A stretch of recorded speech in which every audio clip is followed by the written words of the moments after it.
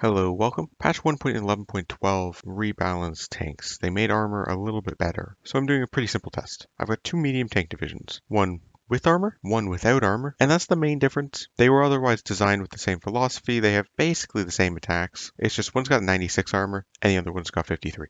We're only using the improved chassis. You would get more armor if you're using the advanced chassis, especially the heavy tank advanced chassis. With the advanced heavy tank chassis, you can get enough armor that it is very difficult to nearly impossible to pierce even with the 1943 tech. The advanced medium tank chassis can be very difficult to pierce without the 1943 AT tech, but quite easy if you're prepared for it with the 1943 AT tech. But we're using 1942-ish tech. We're going to be using improved medium cannons on the medium tanks. On the French side, we have heavy tanks. We're going to see if those are back in the meta. So we've got the same idea. Lightning bolts on both sides have armor. Regular tank have no armor. And same idea. It's just like no armor. You only put up the armor value for breakthrough and then an armored variant. And this has 118 armor. And we're going to find that the improved medium tank without the 1943 gun cannot pierce this. So I'm going to just do a 3v3 test across the board here. You should be using heavy tanks in stacks of 3. While you would have less tanks, it'd just be less stacks of 3. So we're going to start with this, and then I'm going to do a more equivalent IC test later on.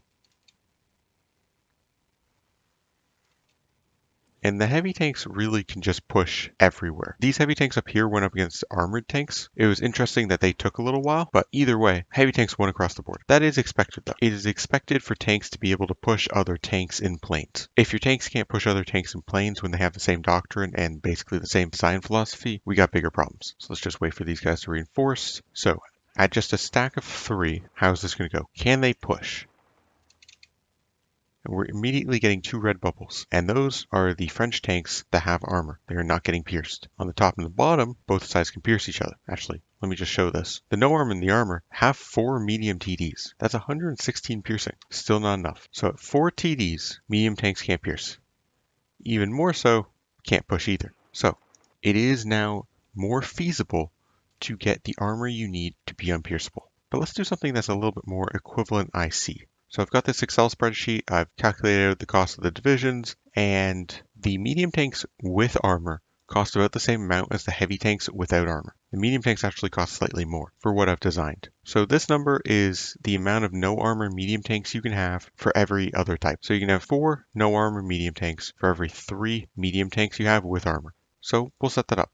So to start off with, down here at the bottom, this was no armor heavy tanks versus armor medium tanks. They have about equivalent IC. They can push each other. Up here at the top, we had 3 no armor medium tanks versus 3 no armor heavy tanks. So this is equal IC, but we already know they've won that battle. They've won that battle without the extra tank. So it's really the armored ones we have to test. For this, we can have 5 no armor medium tanks versus these 3 armored heavy tanks. And here we can have 1v1. Well, the 1v1 loses, but we can do it again anyways.